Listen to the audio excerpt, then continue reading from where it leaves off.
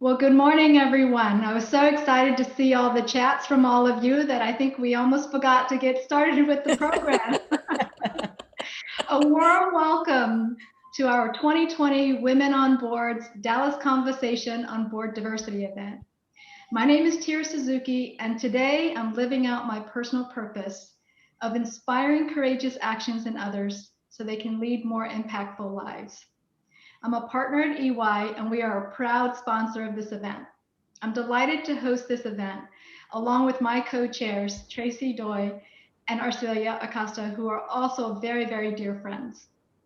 2020 Women on Boards is an education and advocacy campaign committed to achieving gender balanced corporate boards. This year, we're celebrating our 10th year anniversary, and we're so very excited to have all of you with us today. Our Dallas Conversation is one of 28 conversations occurring around the nation and around the world. It is a special honor for us to have this very important conversation with Dallas's most influential CEOs, corporate directors, senior executives, and community leaders. That's all of you as influencers and change agents. Arcelia and Tracy, what a treat it has been for me to co-chair this effort with you. And the time that we've spent together has been so much fun.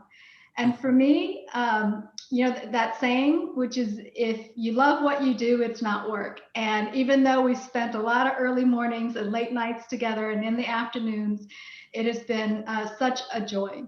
It's been so much fun. So I would love to have you share with our audience, Arcelia and Tracy, who or what inspired you to give of your time and energy to do this important work? Because after all, this is 100% volunteer for all of us. Good morning, everyone, and thank you, Tier. You know, for me, it is complete, total passion for me to support women and to uplift women and to help them and give them answers and to just encourage them. So having the opportunity to be a part of 2020 Women on Boards that increase the percentage of women on corporate boards, I want them to join our journey as corporate board directors. So I'm so excited. This event is going to give you so much insight into that. And we strive to make sure that everything we put together, hopefully will meet your expectations. Tracy? Sierra and Arcelia, it's truly a pleasure to partner with you. We've been having so much fun along the way, and I would definitely classify this as a passion project. I mean, what a great opportunity to spend time with friends, meet a lot of wonderful women across the Dallas community, and then beyond, because when you look on the chat, there's so many people joining us from across the nation.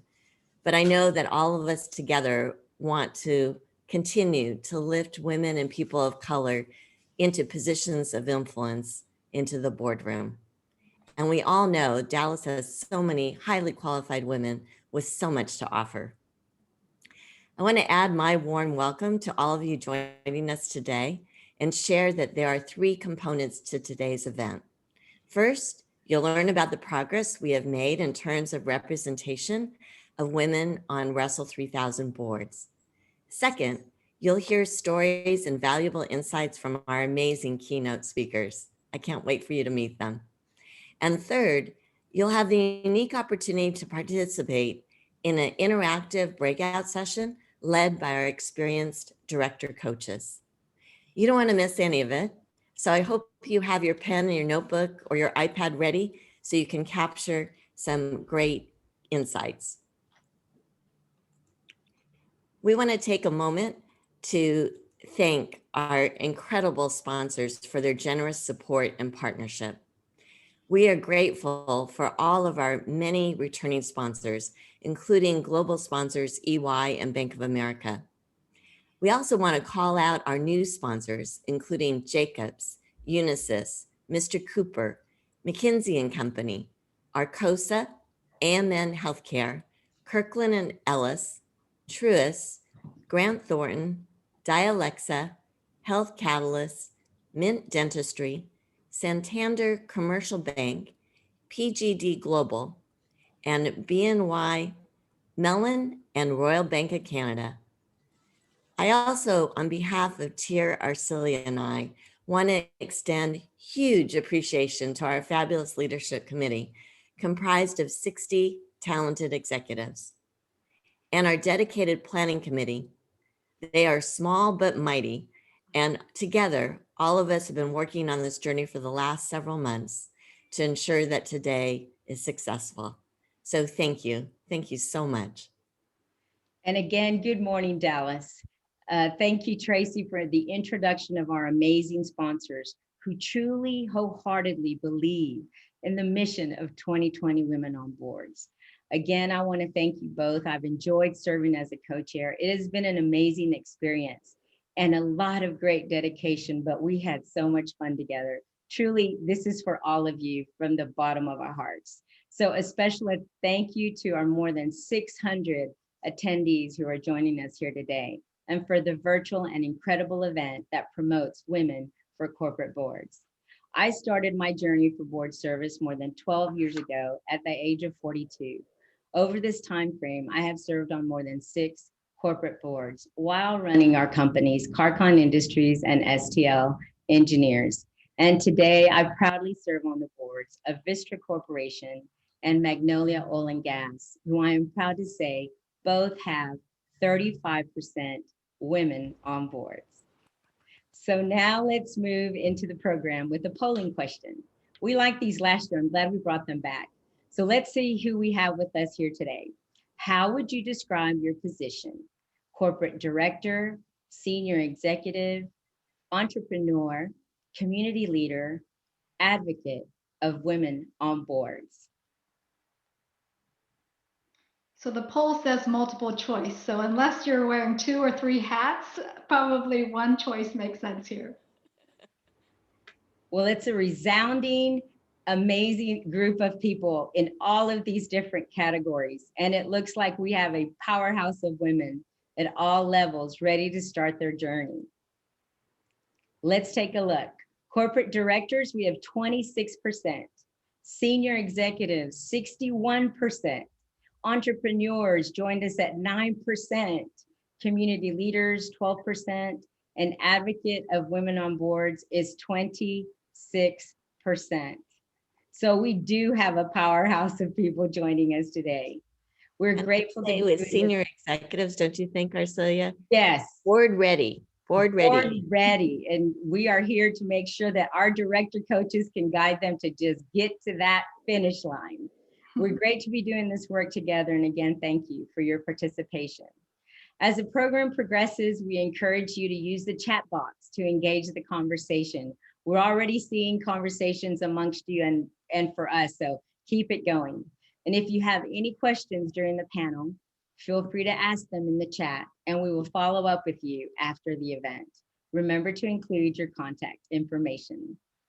You can also share insights and images on social media. And remember to include hashtag 2020 WOB. And if you happen to get disconnected from the program, please email events@2020wob.com. Let's now welcome Tier and our 2020 Women on Boards CEO, Betsy Berkemer-Creder, to share the progress we have today. Thank you, Arcilia. See you in a bit. Okay.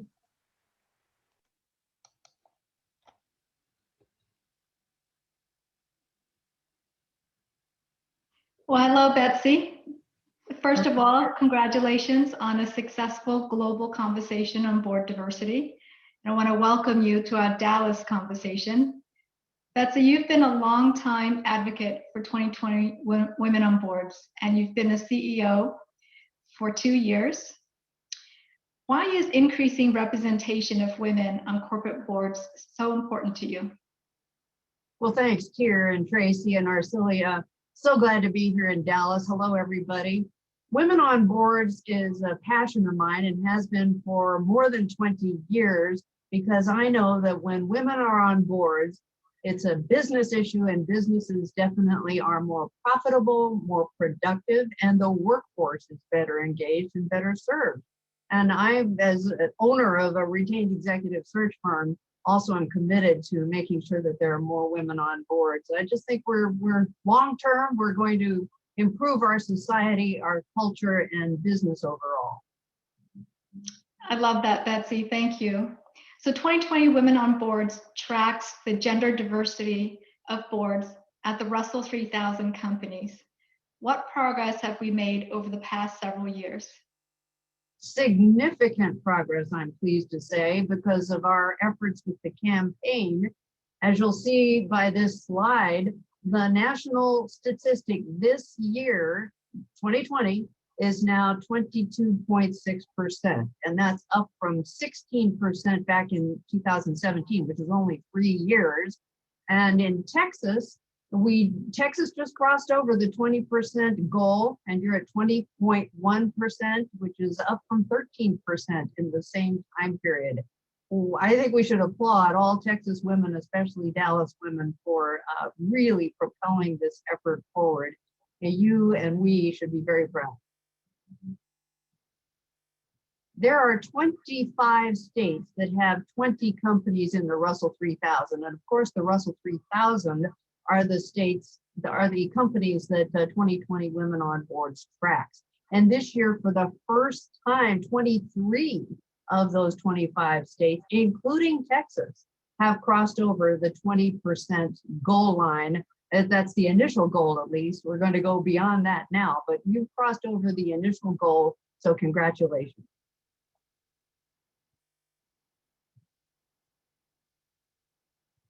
So Texas companies have increased from 32% in 2018 to 54% in 2020.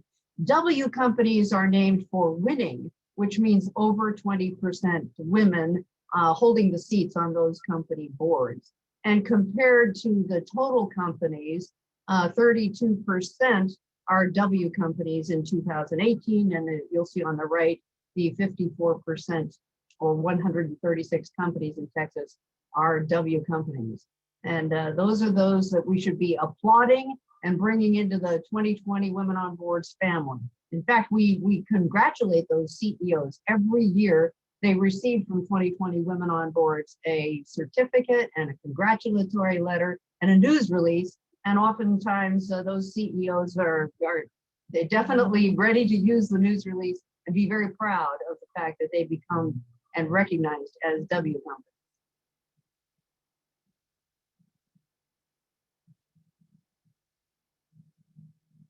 So for Texas companies for all Texas companies, not just the top ones, but for all public companies in Texas to be at 20% women on boards or more, we still need 149 women directors in addition, if those women replace men on corporate boards. But we need 184 women if the boards add a seat for a woman. And traditionally, we've seen over the last 5 years that companies who want to have more women on boards are adding seats. And that's a good thing. We don't want to be taking a seat away from a man in order to place a woman on board. But so 184 seats over the next couple of years would be great to see in Texas filled by women. It's really great to see the progress. You must be proud. You and your team have worked so hard, along with all of us, to get to this point. It's so team effort. Yes, absolutely. So 2020 Women on Boards had set a goal to achieve 20% women on the Russell 3000 boards by the year 2020.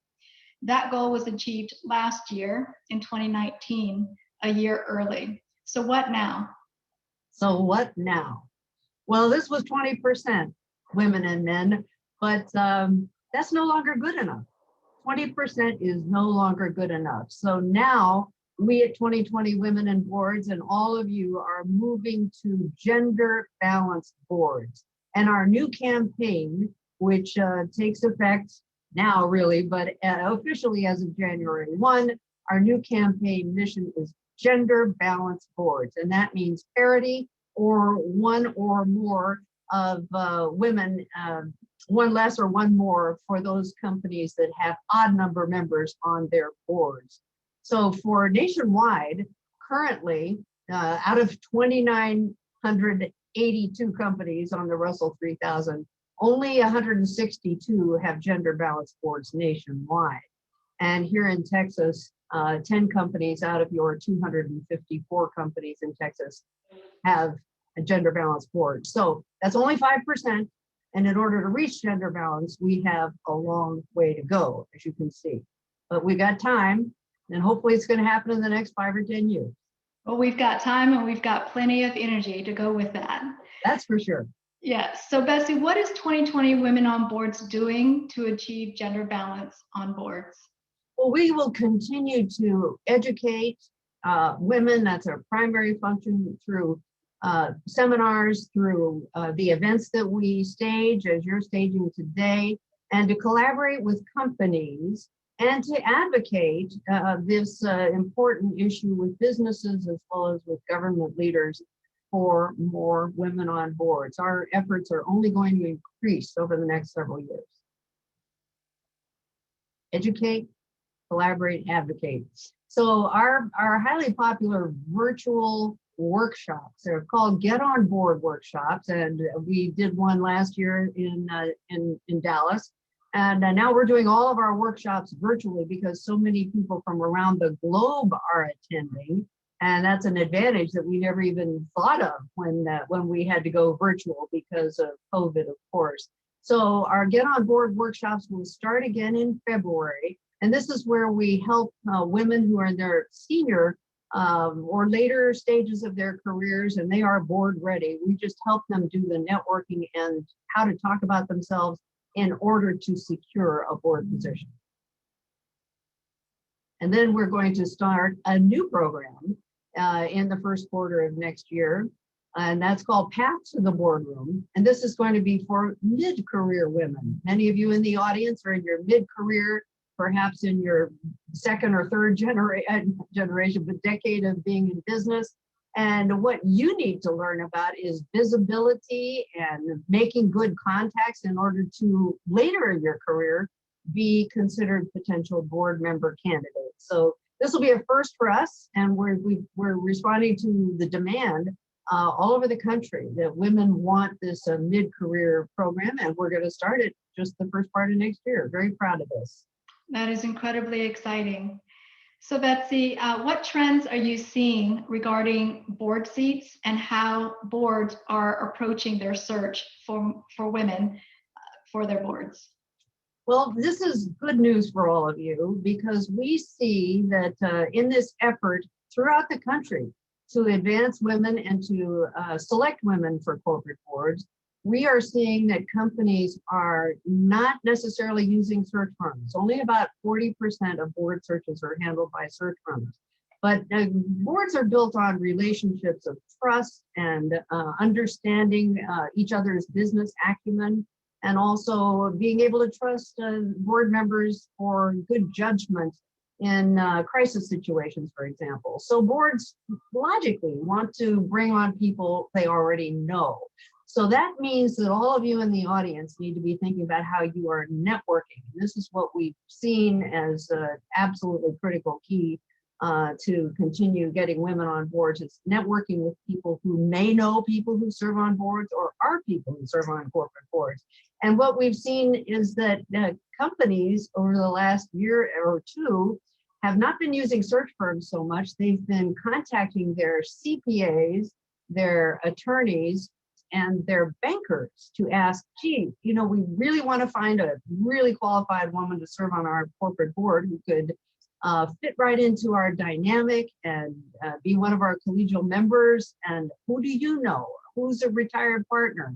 So CPA firms and bankers and attorneys are the people that I'd like all of you to start connecting with, because they get questions from their clients. They get these queries to say, we got to find a woman, and we'd like to find someone that you already know who could work very well with us. It's positive. Very interesting. Lots of opportunities here. And it sounds like networking is the number one thing. So the last question I have for you, Betsy, is what advice would you have for our audience on how they can engage on this campaign, whether they are an aspiring director or an advocate of women on boards? Well, I'm so pleased that you're all here, and the leadership of Tracy and Tier and Arcilia has been so phenomenal. What you are doing right now is the beginning or mid of the process for you to be networking, to be learning, and just starting to understand what it takes to serve on corporate boards. And there's another trend, as you might know and gather now, that women of color are highly sought after by corporate boards now. This is very important. This is because of the racial injustice focus on business issues and workplace management. Companies want to do a better job. So they're really looking for men and women of color, and it's a very good time for all of you to be pursuing boards and to start, and also know that this is, it's not going to happen tomorrow.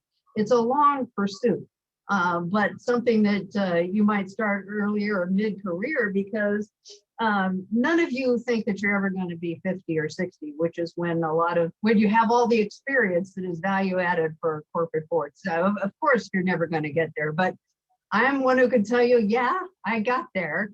And so it will happen. Don't worry, it's not too bad on this side. But if you can, you may as well be preparing to serve on corporate boards in your 50s and 60s and be preparing now, because gee, you're going to end up being 50, 60, or 70, and you won't have a corporate board seat if you don't prepare now.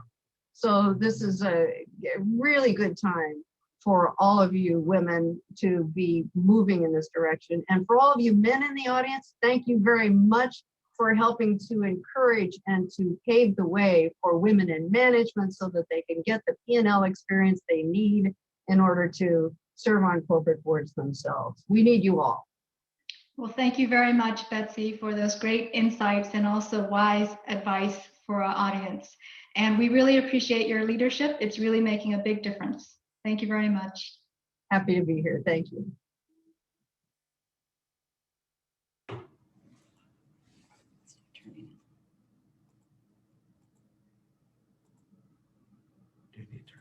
Mm-hmm. Thank you, Tier and Betsy. We are having a little bit of technical difficulty. Oh, there we go. Thank you so much, Betsy, for that great insights. The data and the importance of progress, it's exciting to see. So today we heard 22.6% national average and 20.1% women on boards for Texas companies. You'll be pleased to know that Dallas companies have made progress as well. The percentage of women on boards on the 99 Dallas area companies is 22.3%, up from 19.4% in 2019. Hooray! Dallas continues to be above the rest of Texas and closer to the national average. While we have seen good progress, there's more to accomplish, and achieving gender balanced boards is always the goal. So now we have another fun, engaging poll. Let's bring up the second poll. Here's the question. From your perspective, why is it important that we increase the representation of women on corporate boards? Greater profitability, higher employee engagement, improved corporate reputation, better represents the employee and outcome base, and lastly, improves the quality of decision-making. So let's see what the answers are. Really curious to see where we'll see the highest percentage here. That's right. Here we go. And the responses are as follows. It looks like every one of these is super important, and I agree. So greater profitability came in at 26%, higher employee engagement at 18%, improved corporate reputation, 20%, and better represents the employee and customer base, 52%, and improves the quality of decision-making is 78%. I really have to say, yes, and all of these, they're so critical and important perspectives, and they can help corporate America move the needle in such positive ways. And the best part is the bottom line for benefit to our shareholders and our employees. So thank you for your engagement. I would like now to turn it over to Tracy to moderate a conversation with our keynote speakers, which we can't wait. Tracy, thank you so much. And Oh, here we thank go. you, Arcelia. Can't wait for everybody to see.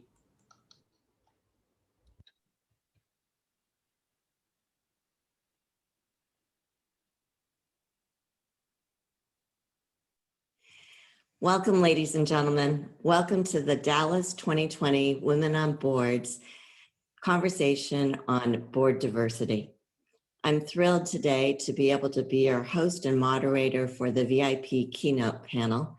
I'm Tracy Doi, CFO for Toyota North America, as well as a board member for City National Bank. You know, as our nation emerges from this double crisis, the pandemic and the social justice reawakening, there is an urgent need for corporate boards to re-examine their competitive strategies, to quickly recover profitability, and adapt to the rapidly changing customer preferences, but also drive accountability on diversity and inclusion. Earlier today, you heard from Betsy and from Tier that research shows that public corporations with women on their boards consistently outperform in profitability, productivity, and workforce engagement. Today's conversation on board diversity will focus on how women have made a tremendous impact in the boardroom during these unprecedented times. I'm very pleased to share with you our VIP keynote panelists. Steve Demetriou is Chair and CEO of Jacobs.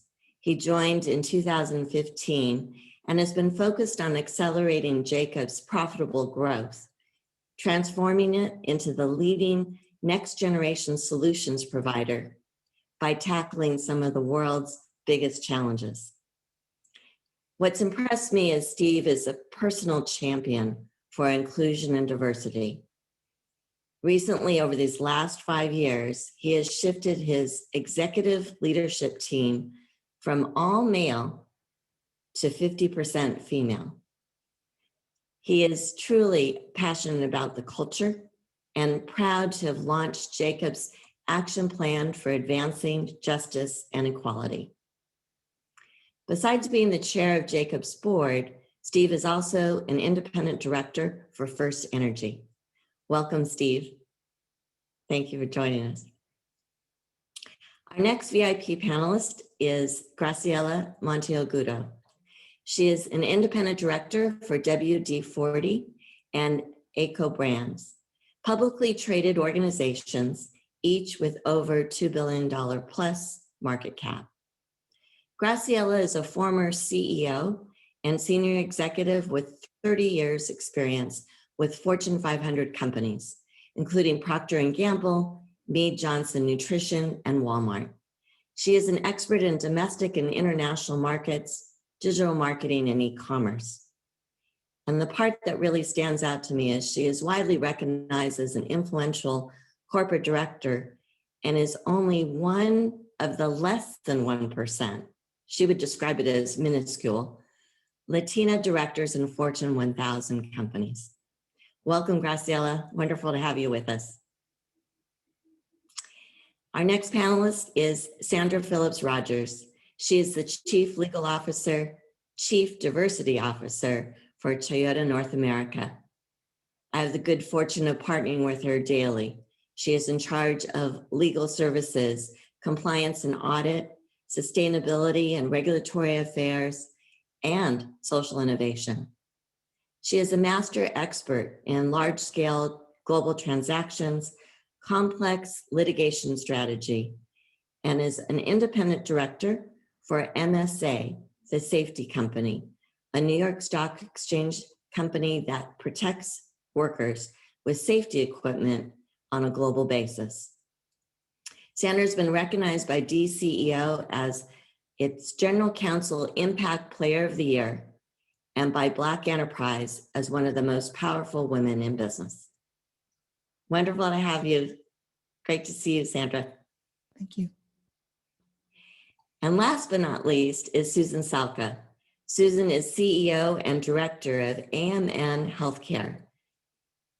AMN is the largest healthcare staffing company in the nation and an innovator in healthcare workforce solutions. Susan is an active industry spokesperson in the healthcare industry, and you can imagine during these most recent times, extremely busy. You'll notice though on her LinkedIn profile that she lists herself as the Chief Culture Officer. She is certainly passionate about everything in the community and personally participates in the company's community initiatives, including their annual medical and community development trip in Guatemala. Susan also serves on the McKesson board. Welcome, Susan. Thank you, Tracy. All four of our panelists clearly are experts in their industry as well as in their functional area of expertise. But you can tell, and you will hear on this panel, that they are passionate about propelling women and people of color into positions of influence, including the corporate boardroom. So why don't we get started and getting to know them a little bit better. Susan, you're one of a handful of women CEOs leading a large public company in North Texas. Who inspired you to be the person you are today? Well, first, thanks so much, Tracy, and the entire team of 2020 Women on Boards for hosting this tremendous event, because this is part of why I have the opportunities to do the things that I do and so many others as well. You brought tremendous awareness to the importance of having more diversity and female representation in particular on boards. I remember being a part of 2020 Women on Boards when it was just a brand new kind of fledgling movement and organization. And today there's so much to be proud of. And yet, as we all well know, there's so much more to do. So to your question, I think like many of us, there isn't just one individual or one event that has shaped who I am and why I do what I do. And I think many times we're influenced by many people throughout our journey of life. I think of it as my own personal board of directors. And like any good board of directors, you probably have some refreshment along the way, depending upon where you are in your own personal and professional journey. Like probably most young girls, I was first inspired by my grandmother and my mom, who were great entrepreneurs and business women and wonderful role models for me. But over the years, there have certainly been many other sponsors that have stepped into my life and individuals that have given me terrific advice, but also have believed in me and had confidence in me, probably beyond even what I had in myself at the time. And they certainly knew what opportunities lie ahead and outside of my sphere of knowledge. And so it was really a fantastic opportunity for me to have individuals open doors and mentor and teach me and just be great role models to show me what could be done. And this is true both in the professional world, but also personally, you know, in work of philanthropy and many of the things that we do in the community. I learn from others, including so many of you that are participating in this event today. But I remember in particular, my first board opportunity came from one of our investors at AMN. This was actually before we went public. And this gentleman, Doug Wheat, happens to still be our chairman today. But here I was, a very young professional and executive at AMN, had never had board experience other than on our own little private board. And he believed that I had something to offer, but also a lot to learn. And so he nominated me for my first director role at Playtex Products. And this was, for me professionally, a life-changing event and opportunity. And I remember that to this day, and how I think about my influence and ability to open doors and be a sponsor for other women. So, you know, I'd say that network of your personal board of directors is probably the thing that is going to matter most in your journey. Thank you, Susan. Wise advice. I certainly like not only the personal board of directors, but the idea that you refresh along your journey as your own career progresses. but I know that you give back very generously and have been a host of 2020 in San Diego before the move. So thank you. Steve, as the chair and CEO of Jacobs, it's refreshing to see your deep focus and commitment to the culture of the organization. Was there an experience or a person that helped you recognize the significance of culture in your role as CEO? Great question. And I'll start off with a similar comment that Susan made. It's really more of a journey and a collection of experiences and mentors and sponsors. But for me, culture is what I do every day. When people say, what do you do as a CEO? The thing that first comes to mind is I lead the cultural evolution of Jacobs and where we're trying to take the company in the future. But as I look back, there was probably 3 moments in my journey to get here that, helped me realize culture is so important and the key elements of culture. The first one was growing up, son of immigrant parents. My father, 16 years old when he came over from Cyprus, a Greek island, and didn't graduate high school. And yet I've learned most of my leadership lessons from my father. He had a restaurant, and I worked in the restaurant with my father and my uncle, his brother. And I saw 2 leaders. I saw my uncle, who always had his head down, mumbling under his breath, just kind of always a negative sort of mindset. And my father, who has a positive style, engaging, and created a very positive culture at the restaurant. And that stuck with me for forever. And then later on in life, I worked for Exxon for 17 years, got transferred to Europe, had a great opportunity to lead the European region for a chemicals business. And there I learned really diversity from a standpoint of recognizing how every country's different, when you go across Europe. And it gave me the opportunity also to learn how to adapt. I saw a lot of my fellow American expats looking for the McDonald's or the American Club and all that, where, fortunately growing up in my family, I injected myself into every country I visited and ate their food and really wanted to learn. And so, that helped me. And the third thing that was real important in my life was I have 6 children, and one of them is an adopted African-American son who's now 32 years old. And he's been an amazing inspiration in our family.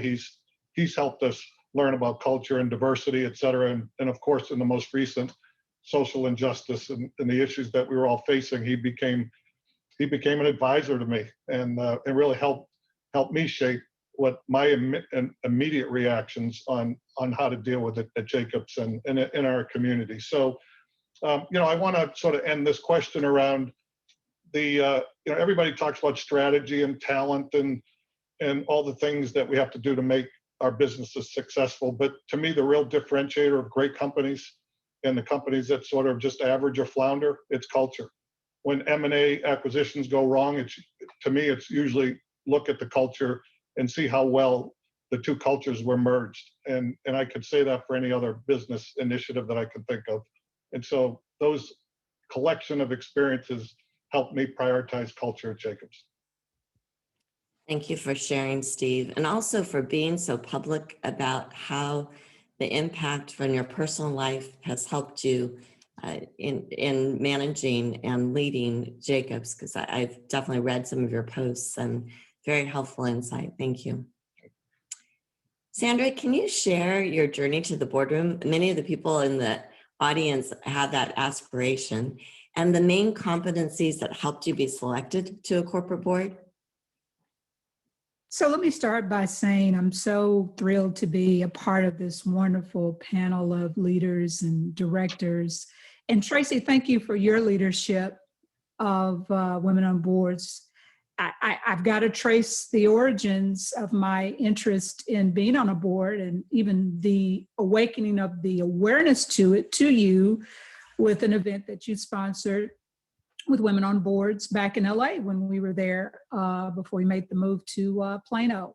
Prior to that time, I really had no concept, never really thought that it would be something that either appealed to me or that I would appeal to someone else. But at that luncheon, I thought, hey, maybe I can do this. And so once a good seed is planted, every other conference that I attended was talking about board service, in particular women, people of color, needing to make that a priority in their career path. And so fast forward to 2017, I actually had the pleasure of participating in Direct Women, which is an organization that prepares women lawyers for board service. And so I had my board bio, I had my board resume, I had my elevator speech.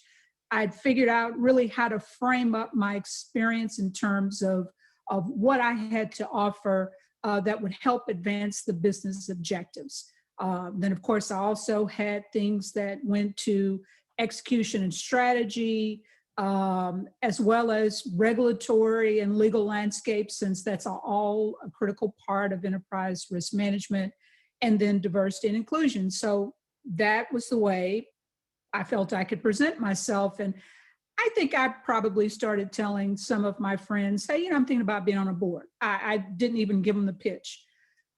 Before I finished the course at the end of 2017, a longtime friend of mine who I'd worked with professionally called and said, hey, I'm doing work for a company. They are looking for someone to be on their board. And they're looking for someone who not only would be a good director, a good person, a good fit, knows the business, but someone who actually knows something about mass complex litigation. And I thought, whoa, I wasn't expecting that, because up to that point, everyone was saying sometimes the lawyer title is not the first thing among the things that companies are looking for in a director. But lo and behold, here's a company that's looking for that. And so I pulled my package together. I got a chance to trot out the board bio and the interview tips and all that. And I was successful in getting on the board. When I talked to the lead director, I remember that conversation very well. And one of the things that he said at the end of it, he said, Sandra, I didn't even think I was talking to a lawyer. We were just connecting just as two people. Certainly my understanding of Toyota's business, and to be able to articulate that and show how I help facilitate those objectives through the law, what was just so important, and the passion for a company's mission around safety. And I just think beyond that, they thought it'd be fun to get me on the golf course every now and again. And so it's interesting, all the things that came into play that actually resulted in my first board. And like Susan, it's been just a wonderful experience of growth. And I'm so glad, Tracy, that I went to that luncheon back in LA. Well, I'm touched to hear that, because I didn't know that story, Sandra. So I'm happy to hear that was part of the connection. But no surprise to me that the lead director recognized that your broad business and strategy experience beyond legal. It's not to minimize the legal, it's just that I acknowledge the fact that nomination committees are really looking for individuals that can check more than one box, more than one skill set or experience, and clearly you do that. Graciela, you've had an interesting experience, because my understanding is that you recently joined the WD-40 company board, and this process was virtual, and have not been able to spend as much time, I'm sure, that you would like to in person. How did you prepare for the search process, and can you highlight anything that was unique because it was virtual, and what helped you be selected for this position? Sure, Tracy. And thanks also for having me here. I'm very happy to share my experience with the audience. So I would like to combine my experience getting my first board with this virtual one, because I believe there could be learnings on both for your audience. So first of all, I think as Sandra was mentioning, we all know networking is critical, and headhunter visibility. I can tell you that my first board opportunity came through a headhunter, and the second was networking. The one that you're talking about, WD-40, I was attending an NACD event. I happened to meet the chair of the nominating committee. I'm sorry about that.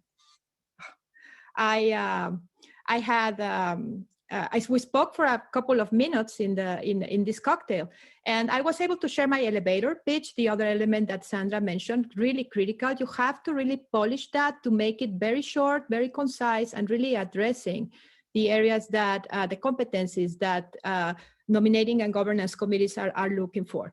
In my case, those would be senior operating experience. The digital and e-commerce is something that is in high demand by the boards. International markets experience is another area. And the industries that you have worked on is also important. In my case, CPG, retail, and healthcare. So I spoke for 5 minutes, gave that speech. He told me that they were about to start a search. And this was in November. And later on, we connected. And then came the pandemic, right? So everything else was virtual.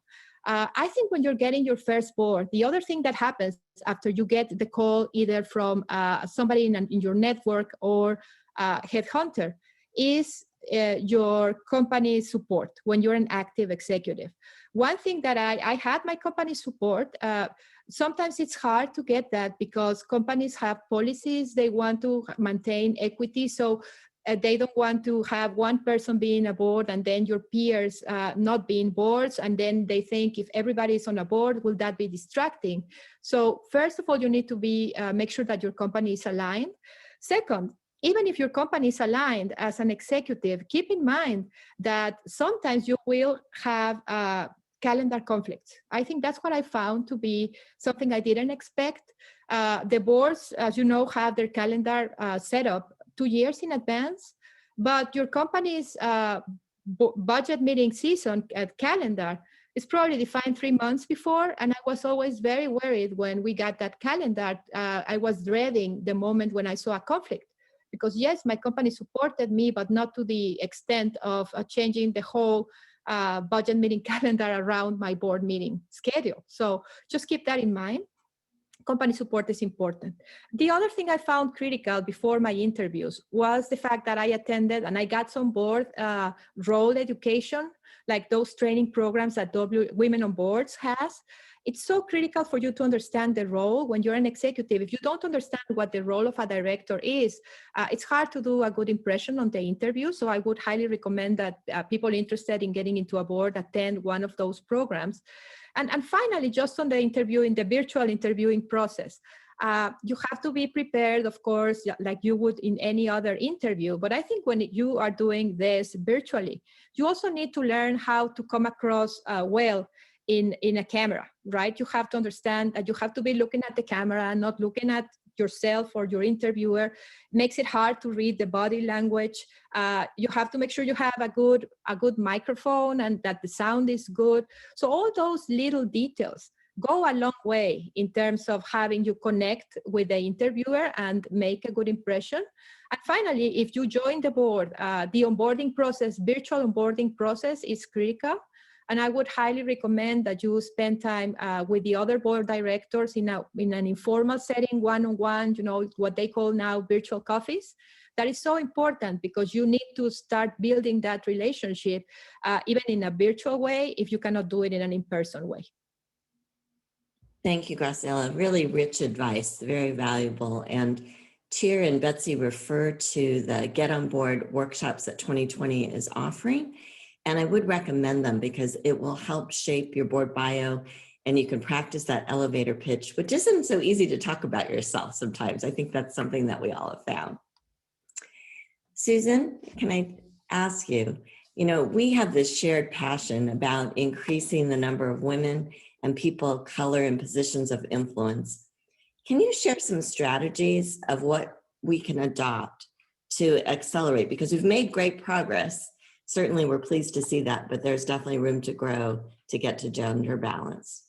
Absolutely. And I think of just my company, AMN Healthcare, and today we're very proud to have 55% female representation on our board. But I remember when I was the only woman on our board.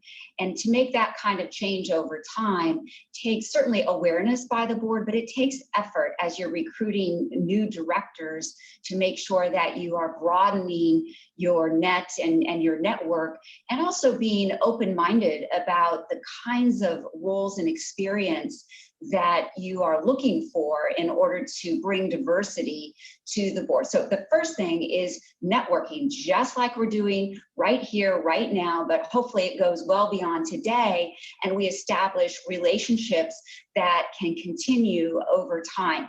And then second is the active sponsorship that I think several of us have mentioned already today. And it doesn't just mean that you shoot a quick email over to someone. It means you actively follow up to help open doors and advocate for the aspiring future female board members. It's always better if you actually have witnessed someone in action, whether it be just in a meeting or on a nonprofit board, or maybe in your own organization, or maybe even a partner organization.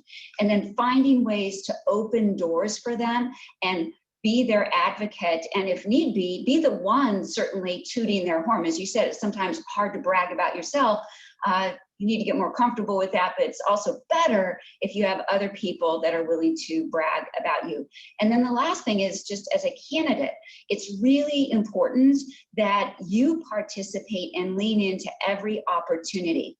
Some folks have asked me, how did you get on the McKesson board, which I joined in 2014? I was actually submitted by a recruiter, unbeknownst to me, on a long list of potential candidates. They wanted a woman with healthcare experience who had had prior board experience. So I certainly checked all of those boxes, but I was one of a several dozen long list of people. But 5 years before that, I had gone to a Wall Street Journal CEO Council event in Boston. There were 100 participants, 98 were men, 2 of us were women. So when it came time for the day to end, I just wanted to go back to my room, have a glass of wine, do some work, maybe watch my favorite show. I really didn't want to go down to the bar and chat with a bunch of people. I didn't feel comfortable, to be quite honest. I was intimidated. But I convinced myself it was the right thing to do. I was there, and if you're going to show up, you need to participate. So I did go down and have some dialogue with individuals, including meeting John Hammergren, the then CEO of McKesson. So coming full circle, when my name was on the list, the long list, he said, "Oh, I know Susan. I've met her. I think she would be a good director." And suddenly I went from being an obscure candidate that nobody knew anything about to being towards the top of the list and at least getting an interview. So that networking and you leaning in to every opportunity is very, very critical. I think we will all remember that. Lean in and participate. You know, it's not just enough to show up. Great advice, Susan. So Steve, clearly when you made this transformation at Jacobs, it wasn't just about trying to hit a number of female, hit a number of people of color. And during this double crisis, I can imagine that women have played a significant role in the boardroom. Can you give us a couple of examples? Yes, great question. Look, the crisis that we're facing in 2020, which we said a double crisis, I probably can count 3 or 4 different things that have happened, but clearly, you know, the social justice and pandemic are top of mind. And in both of those, we're in uncharted territory. It's not like leadership can really lean back to, you know, some experiences that we've had in other downturns or other crises. And as a result, it really does take diverse instincts in a collection of thought. And when I go back and think 5 years ago when I arrived at Jacobs, the executive leadership were 100% men sitting in Pasadena, California, you know, where today we're 50% women on the executive leadership team. And our board of directors had little diversity, and you know, today we have a rich, diverse board. And I don't think we'd be anywhere near as successful as we have been getting through what we've gone through, and still have a lot of work to do going forward if we didn't have the diverse decision makers around the board table and the executive leadership table. A lot of times people say, well, what role does a woman play versus a male play on a board? And I don't think that's the question. I think the role that any board member plays is well understood, and each board member brings some different skill, some different experience, but diversity really brings much richer capabilities than just what people's jobs are or their experiences, and I think we've proven that at Jacobs. I think as we've seen, women really struggle, and just parents in general, with childcare, the education at home virtually, that level of empathy that's required in the boardroom to mix with what was the strategic plan prior to all these challenges certainly is something very key. Sandra, are you finding that your advice is being sought out as a Chief Diversity Officer? I don't know that that's something that you would have recognized that would have been such a key attribute now, but certainly with social justice challenges. Are there blind spots that you or your other fellow female board members have identified and encouraged action on? So Tracy, absolutely. The CEO does seek my advice in my role as CDO. One way he did that prior to May of this year, when Mr. Floyd was killed, was around just the D&I goals and his CEO plan. So I worked with the chair of the comp committee on that. But then after May and after George Floyd, we actually had several conversations around, what could we do to try to respond in this moment on these important social and racial justice issues. And we even had a discussion with a couple of outside experts in a panel to generate some ideas around how you could make progress. And so I was feeling very purposeful in a way that perhaps I had not fully anticipated. And with regard to COVID, same thing. So you mentioned if there were any blind spots. And so there are two other women who serve on my board. And what I've noticed just in general, again, I agree with Steve, it's really about the perspective and the experience that you bring. But issues around market or business disruptors, or what happened if a plan doesn't go the way you think it goes, team member pulse, and voice of the customer. Those would be the buckets I would say that the women directors tend to focus in on more. Why it is would take another one of these to talk about.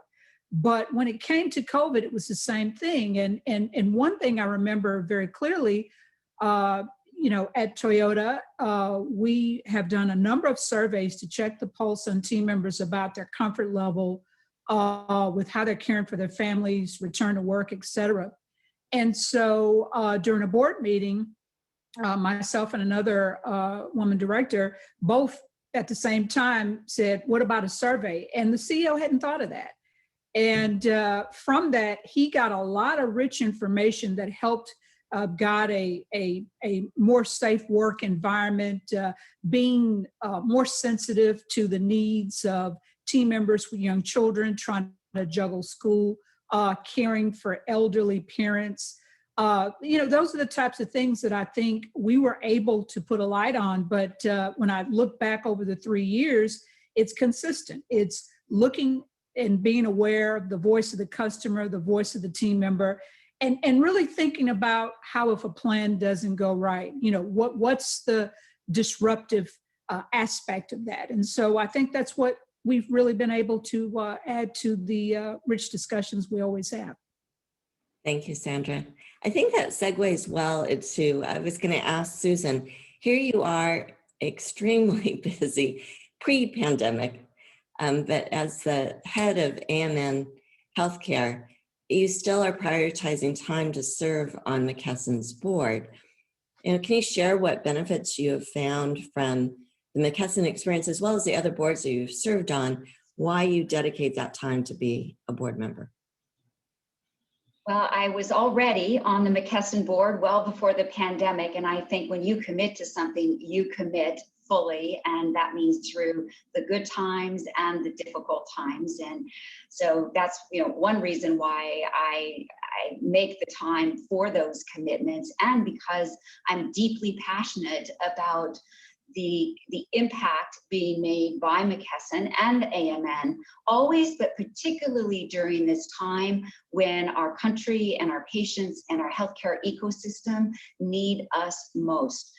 I find that, yes, I can add value in the boardroom for McKesson, but also I'm learning always. It's one of the benefits of being a working executive and being on another company's board at the same time, is you get to see and learn how they grapple with some of the same opportunities and challenges that many companies are going through, whether it be how they're tackling issues of ESG, social injustice, diversity, equality, inclusion, strategy in general, how they're tackling the pandemic. And so you always have that opportunity to share your own best practices or learning, sometimes things that didn't go right, but also to learn back from the organization. So I do think it makes you a better leader and executive. You do need to make sure before you make that decision that you have the time to commit, because it is something that you have to make sure that you are there and available for that organization, not just for quarterly board meetings, but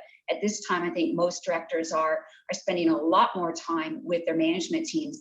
There was a period of time right after the financial crisis, for example, that I had just come off of the Beckman Coulter board, and I said, I'm not going to be on any other boards for at least the next 3 to 5 years, because I was dealing with our own challenges at AMN. And like Steve, we have a big family, 8 kids, 5 adopted children. So I was in the thick of it with a bunch of teenagers. And you have to be realistic with yourself about how much you can tackle and take on, because once you're committed, you need to be fully committed. You don't know what's going to hit, and you need to be ready to commit the time for them. But, like any great relationship and experience, you're giving and you're learning at the same time. Wonderful to share, Susan. Steve, we're really pleased to see that Texas female board representation has risen above 20%. So we hit that marker, but we're still trailing the nation. Do you have thoughts on how we can accelerate this progress? Yeah, we heard some of that already by various speakers that around networking, and I thought Susan's example was really spot on.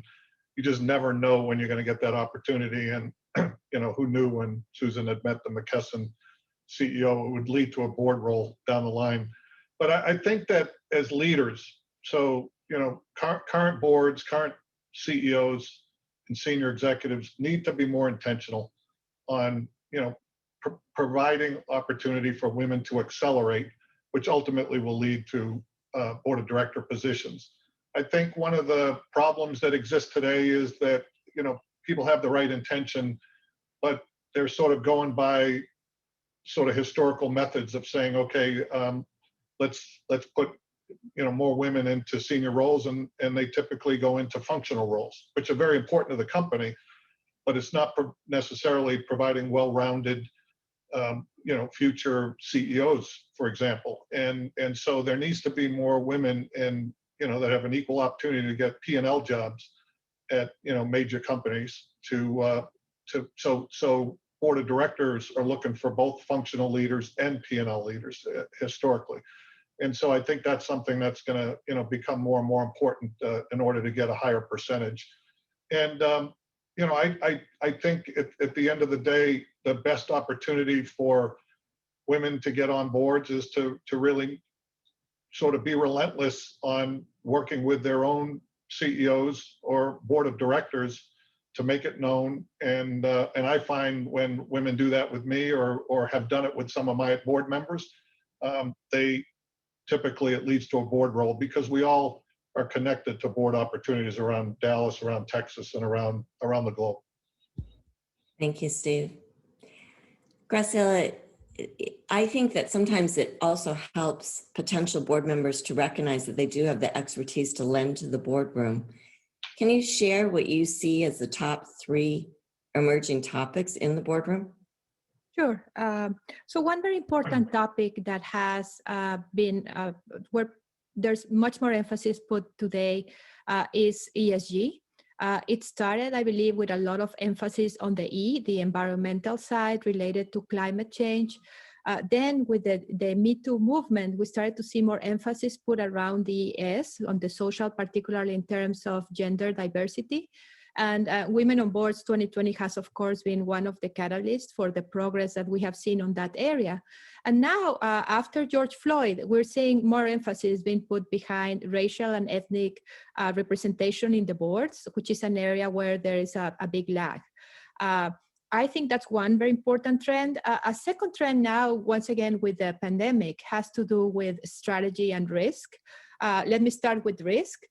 This pandemic has tested the crisis management abilities of all boards. We are meeting more frequently than ever, virtually, as everybody has to pivot to virtual immediately. And this has been a very testing experience for all boards on the crisis and the risk side, but also on the strategy side. The strategic landscape of many industries, of all industries, I would say, is changing.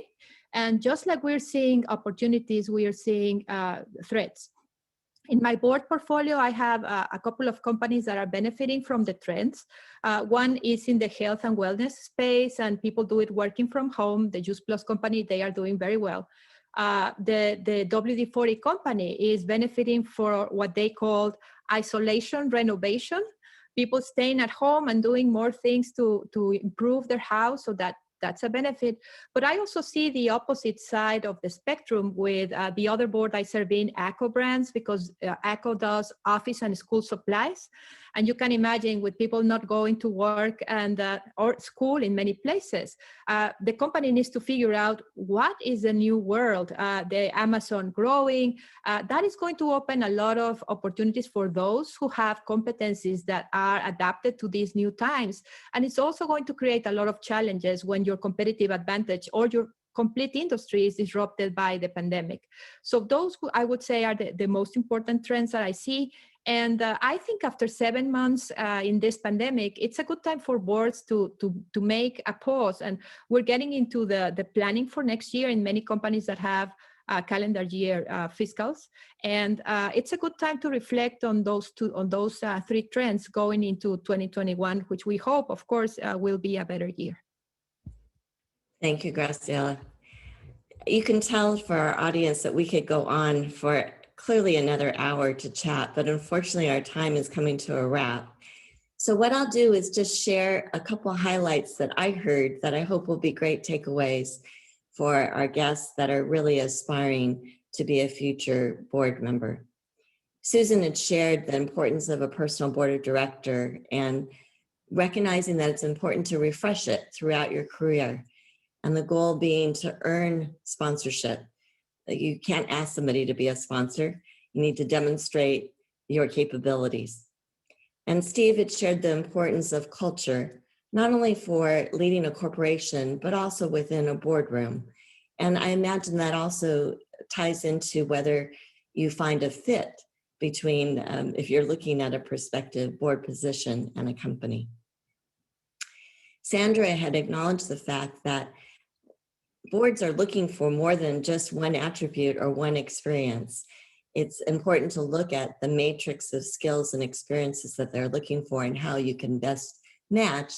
And Graciela had just shared that there are new competitive advantages and skills that all of us could look to offering and making a contribution, especially during this post-pandemic and crisis.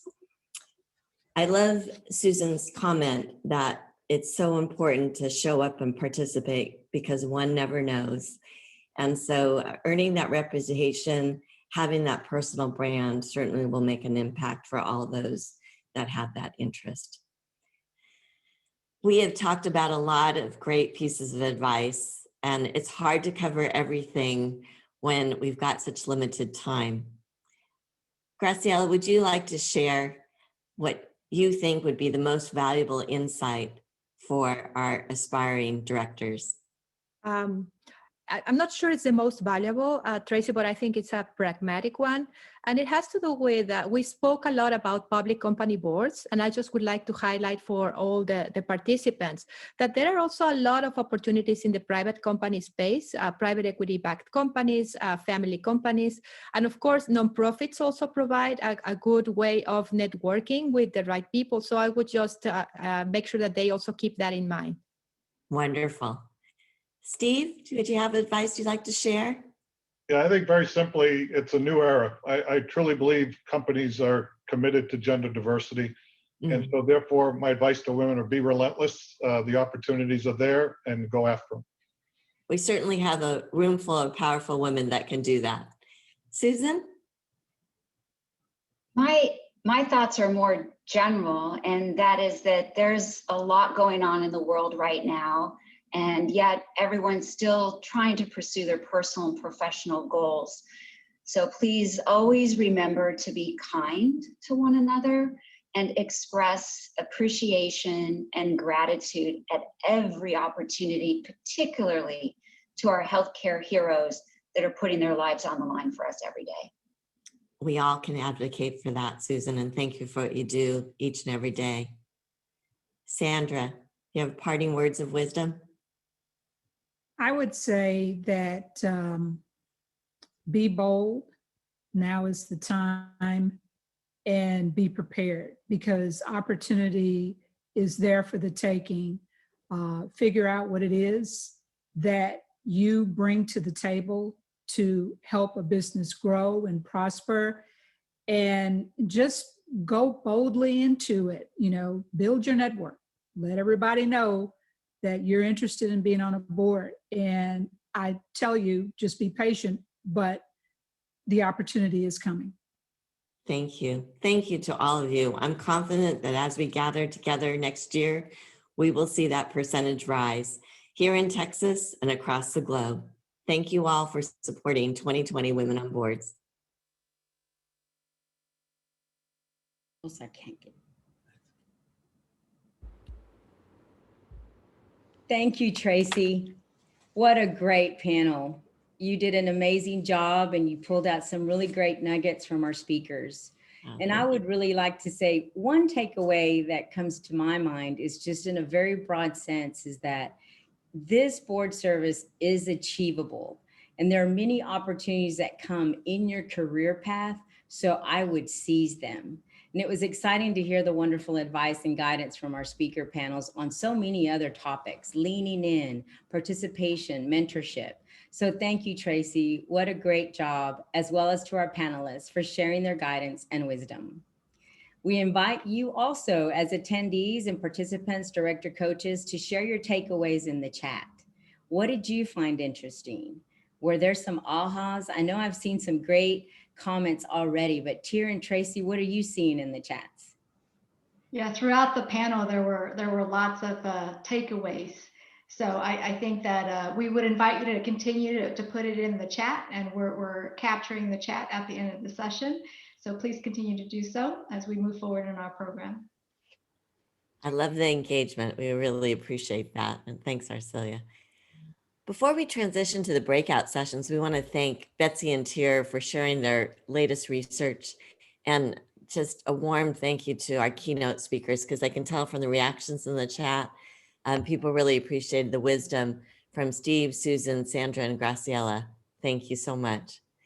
And in our 10th year, let's celebrate the progress we've made to 22.6% nationwide and 22.3% for Dallas, as we continue to work together to reach gender balance. Tyr, Arcelia, and I want to stay connected as a 2020 Women on Boards, or I should say 50-50 Women on Boards community, to support your personal board journey through educational workshops, our research, and insights on our website, 2020wob.com. And it'd be wonderful if the NOM/Gov chairs that are in the audience, if you could reach out to us if you have an active search. We want to have a warm introduction and referral of highly talented women in Dallas. So let's bring up our last poll. Given what you have heard today, what actions are you committed to take to achieve gender balanced on corporate boards. Meet with my network and let them know. I love Sandra's comment. Let everyone know that I'm interested in board service. Connect and recommend women to board opportunities. We can do that. Build my board bio and resume. Don't procrastinate anymore. Get that going. Participate in the email campaign to urge companies to add qualified women onto their boards. Sign up for our 2020 Women on Boards Get on Board workshop, which is meant for board-ready executives, or our new Path to the Boardroom for mid-career stage women. And visit 2020wob.com to learn more. So let's see what the response is. I hope you're inspired to take action. Oh, look at this. This is great. I think everybody is really feeling the energy to get going on their board journey.